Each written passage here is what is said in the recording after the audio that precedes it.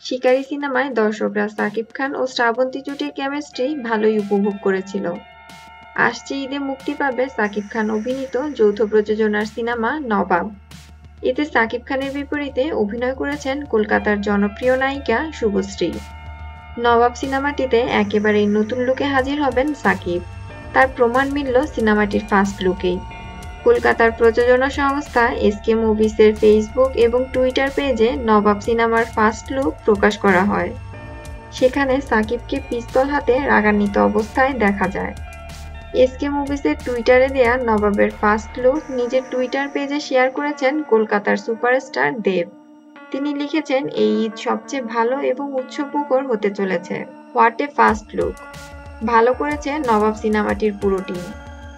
সিনেমায় নবাব নামেই দেখা যাবে সাকিব খানকে। সাকিব শুভশ্রী ছাড়াও এতে আরও অভিনয় করেছেন অমিত হাসান, খরাজ মুখার্জি, রজতাভ দত্ত, মেঘলা সহ আরও অনেকে। নবাব সিনেমাটির পরবর্তী আপডেট জানতে আমাদের চ্যানেলটির সাথেই থাকুন।